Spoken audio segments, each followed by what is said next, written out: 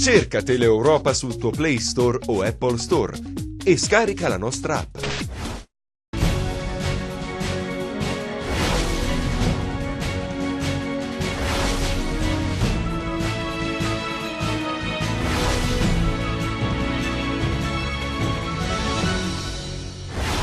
Audizione in Senato per il commissario Scura e il presidente Oliverio. Il primo accusa la regione e parla di un sistema malato della sanità calabrese. Il governatore replica: l'esperienza commissariale ha fallito, è da chiudere. Sequestrati dalla Guardia Costiera 14 depuratori a Reggio Calabria, 53 gli indagati dell'operazione denominata Mala Depurazione, fra cui il sindaco della città dello Stretto. Estorsione e rapina, queste le accuse nei confronti di 4 persone arrestate questa mattina a Crosia nel Cosentino, l'operazione coordinata dalla procura di Castrovillari. C'è sgomento a San Benedetto Ullano per la profanazione di 4 tombe nel cimitero del paese. Il sindaco dice l'area sarà videosorvegliata. Aggredito e minacciato a Tropea Giovanni Macri, candidato a sindaco della cittadina tirrenica. L'uomo ha denunciato l'accaduto ai carabinieri. Parte a Cosenza la petizione popolare per chiedere di realizzare subito la bretella di collegamento parallela a Via Popilia, l'iniziativa del Comitato Cosenza Viabilità Sicura. Il ricordo a Crotone del piccolo Dodò Gabriele, ucciso per errore dall''ndrangheta 9 anni fa, l'appello dei genitori. Buonasera dalla redazione di Teleeuropa Network e ben ritrovati a questa nuova edizione in diretta del nostro telegiornale. In apertura parliamo di sanità perché con proprio l'audizione in Senato del commissario Massimo Scura, che secondo le indiscrezioni potrebbe lasciare la Calabria. Ascoltato anche il presidente Oliverio, che imputa la responsabilità al commissario. Il presidente della regione Mario Oliverio oggi ha ripetuto in Senato ciò che dice ormai da mesi, e cioè che l'esperienza commissariale della sanità in Calabria va chiusa. I calabresi meritano rispetto. Ha esordito in commissione accompagnato dal delegato alla sanità Franco Pacenza. Dopo 8 anni, ha sottolineato il governatore, si rischia di tornare al piano di rientro per disavanzo sanitario, con conseguenze drammatiche sul servizio sanitario calabrese e sull'insieme della regione, con interventi automatici quali il blocco del turnover e l'aumento della fiscalità. La stagione dei commissari, Oliverio non ha dubbi, ha fallito.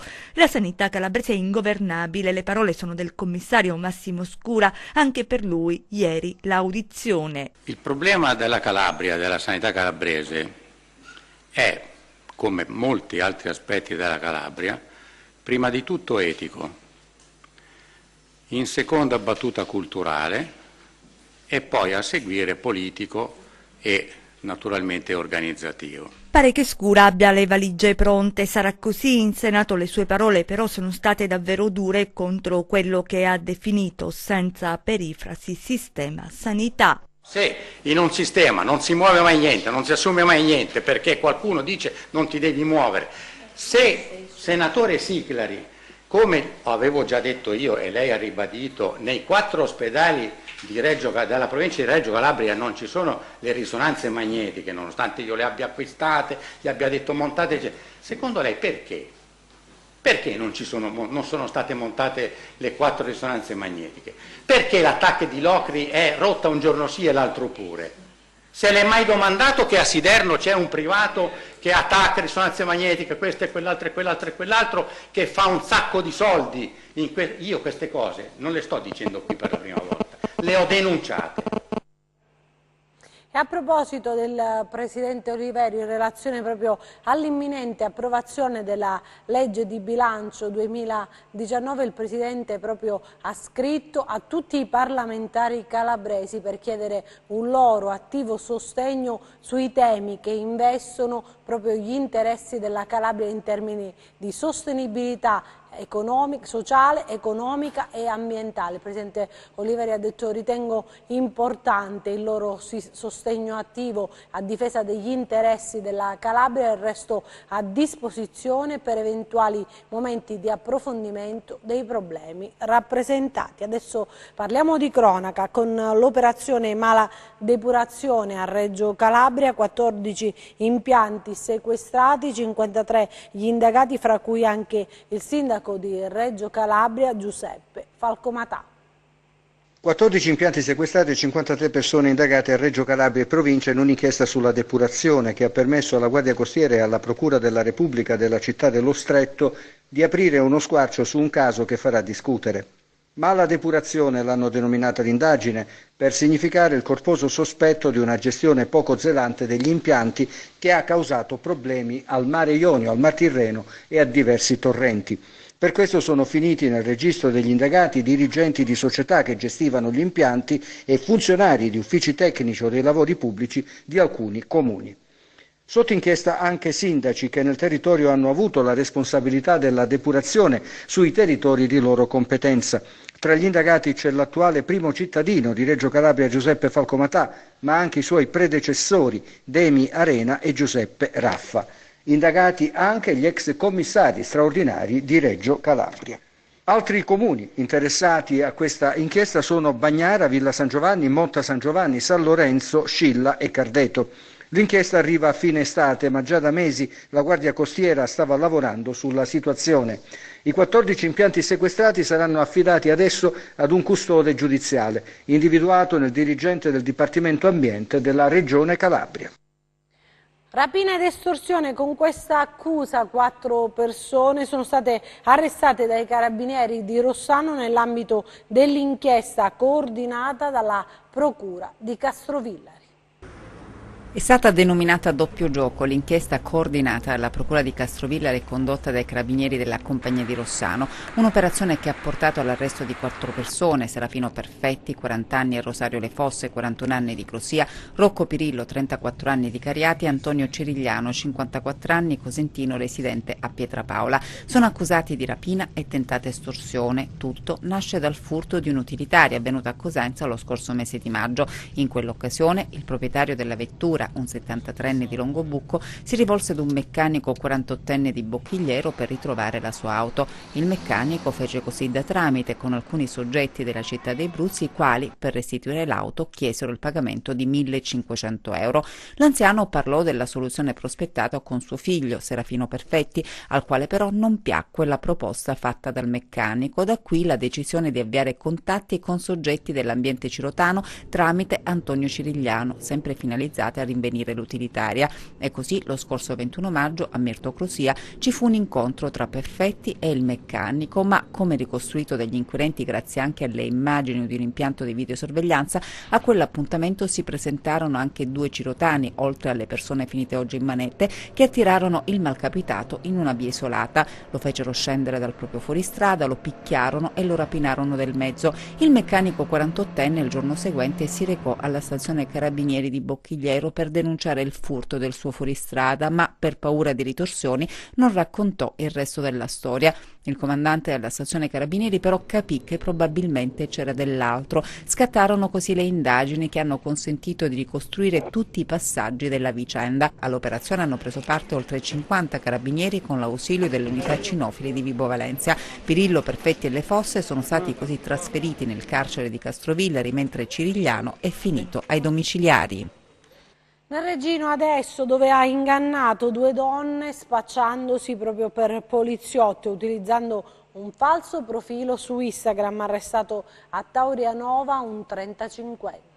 Estorsione, millantato credito e violenza privata. È stato arrestato a Molochio dalla compagnia carabinieri di Taurianova Fabio Mandica, di 35 anni. L'uomo, presentandosi come appartenente alle forze dell'ordine, si è fatto consegnare da una prima vittima, una donna, 600 euro, promettendole l'assunzione come insegnante. La precaria, contattata sul social network dall'uomo, spacciandosi come appartenente alle forze di polizia, si è offerto di aiutarla ad ottenere l'assunzione come insegnante di ruolo in cambio di 600 euro. euro, a suo dire necessarie per remunerare il pubblico ufficiale che avrebbe facilitato l'assunzione a tempo determinato. L'ignara vittima, inizialmente convinta dalla proposta, non ha consegnato il denaro richiesto, nonostante le numerose insistenze, e ha deciso di denunciare i fatti ai carabinieri. In un'altra occasione il fermato, sempre tramite il finto profilo Instagram, ha contattato un'altra donna, bracciante agricola, intrattenendo con lei amichevoli e confidenziali conversazioni durante le quali è riuscita ad appropriarsi di alcune foto intime. L'uomo, minacciando la vittima di mostrare le immagini al marito, l'ha costretta a consegnargli in 3 diverse occasioni molti gioielli in oro per un valore complessivo di circa 10.000 euro. Mandica si è recato personalmente a ritirare gli ori, presentandosi falsamente come un amico dell'uomo con la quale aveva intrattenuto le conversazioni. L'estorsore, al fine di intimidire la donna per convincerla a non denunciare i fatti, ha minacciato anche di intercettare il telefono per scoprire se avesse parlato della vicenda con qualcuno. La vittima, esasperata, ha deciso di denunciare il tutto ai carabinieri di Molochio, i quali sono riusciti a identificare compiutamente l'estorsore e a rinvenire e sequestrare all'interno di alcune gioiellerie, totalmente estranee ai fatti, gran parte degli ori estorti alla donna. L'uomo, al termine delle formalità di rito, è stato condotto nel carcere di Reggio Calabria e dovrà rispondere dei gravi reati di estorsione, millantato credito e violenza privata. Adesso ci spostiamo nel Cosentino, una tomba di famiglia è stata danneggiata a San Benedetto Ullano, c'è sgomento in paese, il sindaco ai nostri microfoni dice l'area sarà videosorvegliata. Lapidi distrutte nel cimitero di San Benedetto Ullano nel Cosentino non era mai accaduto. Nel centro Arbrescio quelle tombe violate hanno turbato la quiete del paese, lo ammette ai nostri microfoni il sindaco che racconta lo sgomento dei suoi concittadini. Lunedì mattina è stato verificato che erano state danneggiate 4 tombe facenti parte di un'unica cappellina, quindi relative ad un'unica famiglia.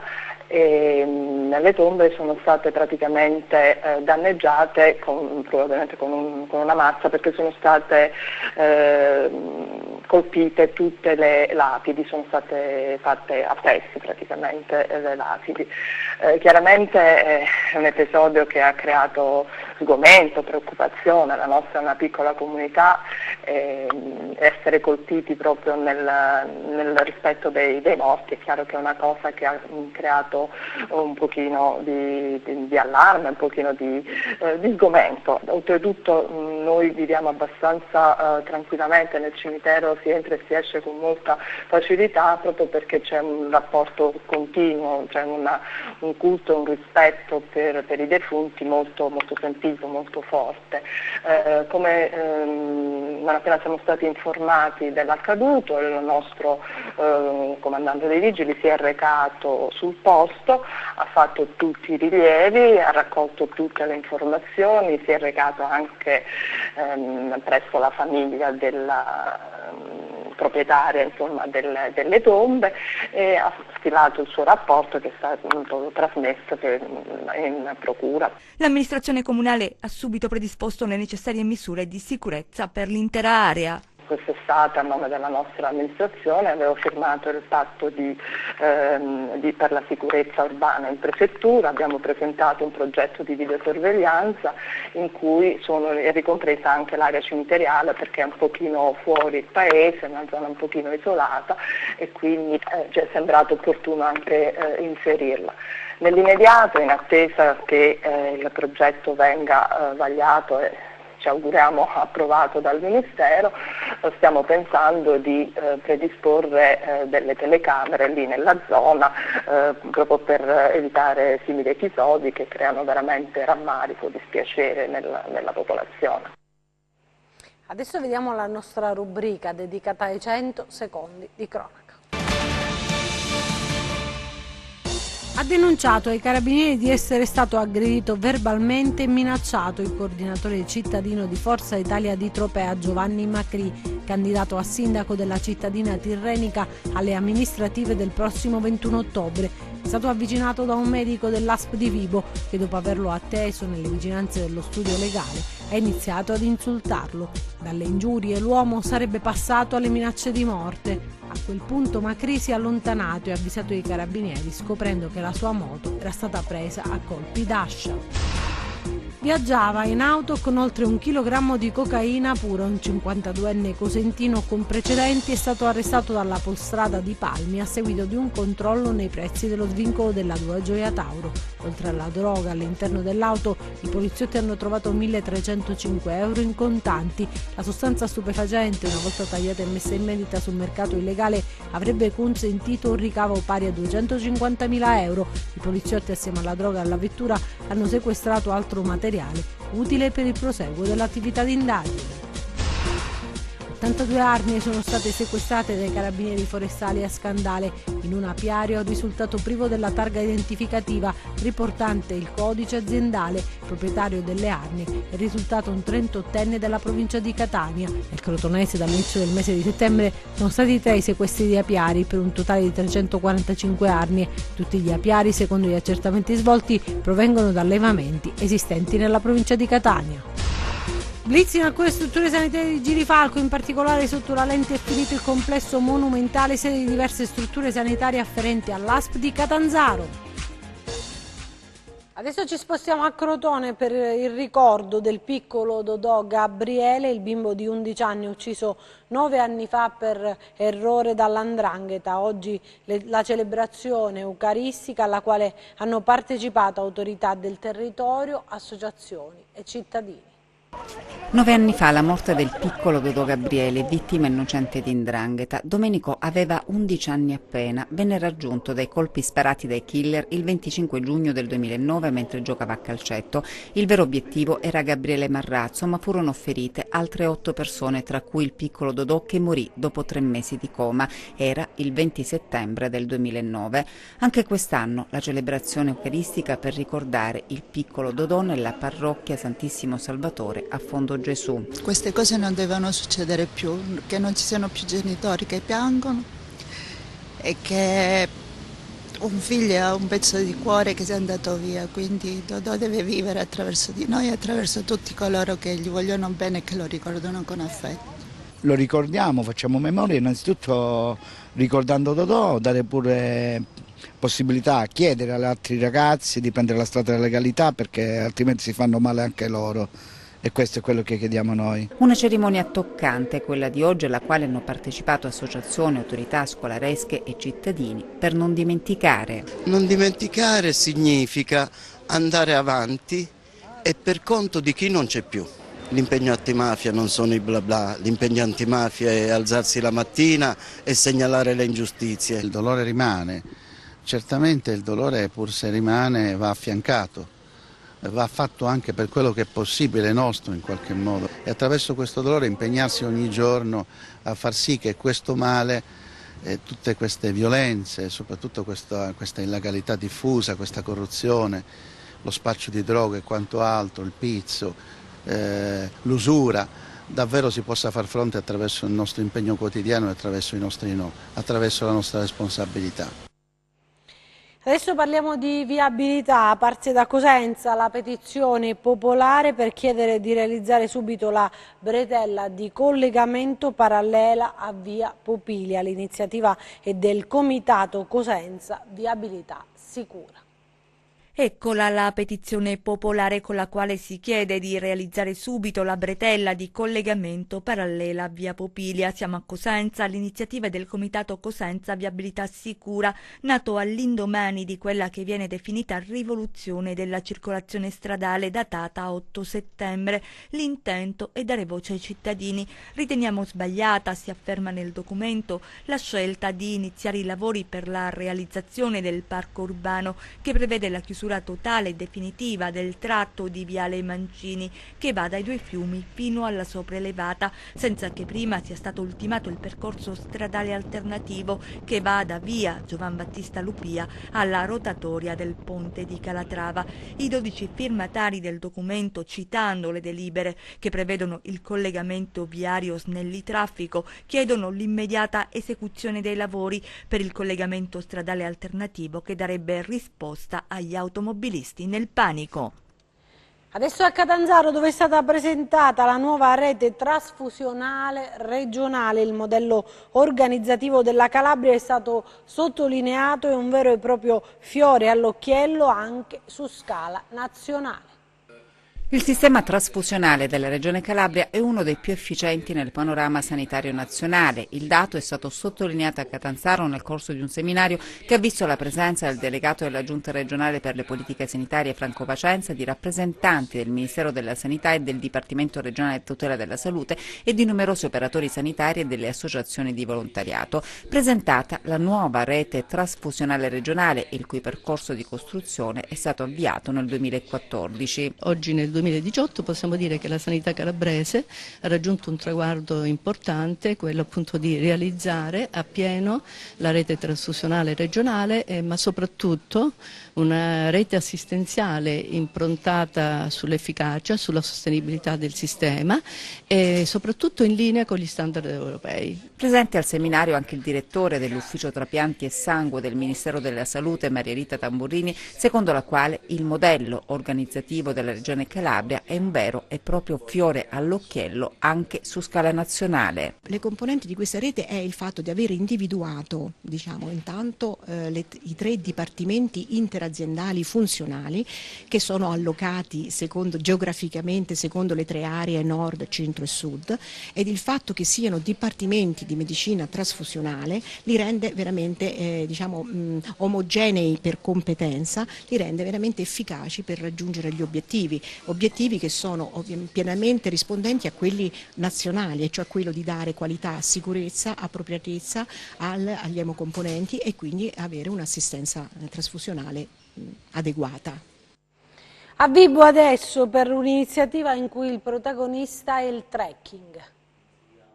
300 richieste di partecipazione arrivate in pochissimi giorni, tanto che gli organizzatori hanno dovuto chiudere le iscrizioni con largo anticipo, nonostante le richieste siano continuate ad arrivare. Quella del 23 settembre sarà un'esperienza travolgente, 35 km di Calabria da assaporare lentamente in connessione con la natura. Il Coast to Coast dell'Associazione Calabria Trekking presenta anche novità per questa 6ª edizione, a partire dal Photo Contest, che premierà la foto più votata sulla pagina Facebook dell'associazione, fino alla musica e ai prodotti d'eccellenza del territorio, come spiegato durante la conferenza stampa di presentazione tenutasi nel Castello Miura di Pizzo. Ma il numero simbolo di questa edizione è soprattutto il 710, ovvero il numero che identificherà a breve il Calabria Coast to Coast nella catasto dei sentieri CAI. È stato un grandissimo exploit quest'anno, abbiamo avuto la fortuna, abbiamo chiuso le iscrizioni di 300 persone in 8 giorni. Tanta voglia di Calabria, tanta voglia di camminare, tanta voglia di esplorare. Il sentiero è stato identificato col numero 710 e sarà inserito nel catasto dei sentieri del CAI. Qualsiasi persona, anche in totale autonomia, lo potrà fare benissimo partendo da San Vito sullo Ionio fino a Pizzo, oppure al contrario. Per quanto riguarda questo Coast to Coast, ha delle caratteristiche precise, con delle tappe che vivranno anche momenti caratteristici del luogo in cui ci si ferma. Sì, certamente, 35 km, partenza da San Vito sullo Ionio, 3 track point, cioè 3 fermate dove le persone, oltre a gustare le prelibatezze del posto, potranno scegliere se proseguire oppure continuare il percorso. All'arrivo, la chicca finale, è festa con i prodotti tipici calabresi, dove le aziende del posto ci hanno donato per dare un contributo alla manifestazione.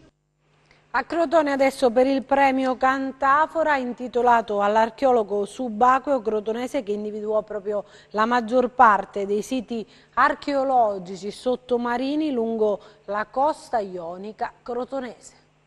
A Crotone un premio per ricordare il grande archeologo subacqueo Eugenio Cantafora, che individuò la maggior parte dei siti archeologici sottomarini lungo la costa ionica crotonese. Dopo la sua morte, avvenuta pochi anni fa, fu istituito appunto un premio a lui intitolato. Una manifestazione giunta quest'anno alla 3ª edizione. La targa, creata dall'orafo Michele Affidato, è stata consegnata nel corso di una suggestiva cerimonia alla presenza delle autorità del territorio. Il primo dei premiati è il maggior Carmine Gesualdo, comandante dei Carabinieri del Nucleo Tutela Patrimonio Culturale di Cosenza. Il lavoro in Calabria è interessantissimo, la Calabria è una regione ricca di giacimenti archeologici e io mi trovo quest'oggi in una delle città e delle province più ricca di giacimenti archeologici. Il secondo premiato invece è Stefano Mariottini, ispettore onorario del MIBACT per la tutela archeologica dei beni subacquei della Calabria, che il 16 agosto del 1972 scoprì i bronzi di Riace, le 2 statue rimaste per secoli sepolte nel Mar Ionio. Stavo pescando, ho visto questa spalla che usciva fuori dalla sabbia e ho cominciato a spolverare questo che sarebbe diventato poi il bronzo A, e poi mentre facevo questo con le pinne ho scoperto un ginocchio e un'alluce di una statua che era vicina parallela e sarebbe stato il bronzo B, e quindi poi sono state affidate alla cultura mondiale e al patrimonio archeologico sommerso della Calabria. Terzo premiato poi il maresciallo capo Gianfranco Chiofalo del Comando Provinciale Guardia di Finanza di Crotone. 20 anni fa salvò un uomo che si era gettato in mare. Sono passati 20 anni dal lontano 98, quando mi tuffai da una nave traghetto per soccorrere un soggetto che da un'altra nave traghetto si era buttato a scopo suicida. Il premio Cantafora, è stato sottolineato, mira anche e soprattutto a valorizzare il patrimonio storico e culturale del territorio. Importante però la formazione. L'archeologia, se non è approcciata con un minimo di informazione, e questo si può fare anche con gli studenti naturalmente, non assume quella valenza evocativa fortissima che invece può avere. Adesso vediamo le previsioni del tempo.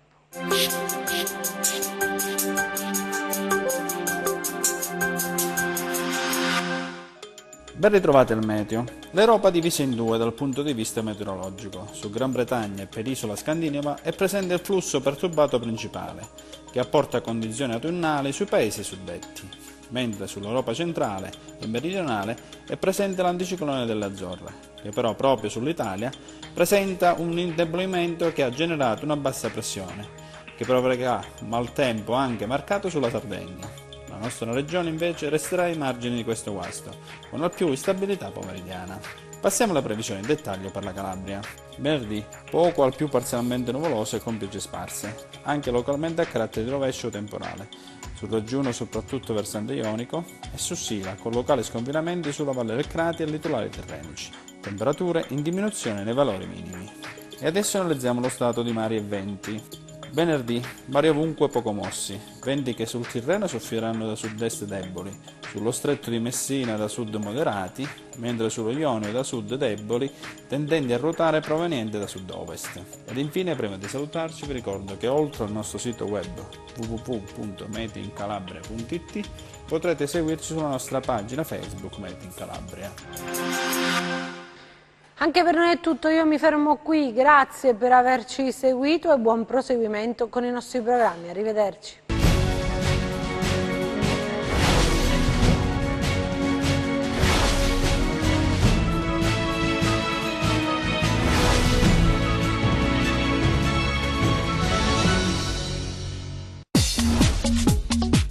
Cerca Teleeuropa sul tuo Play Store o Apple Store e scarica la nostra app.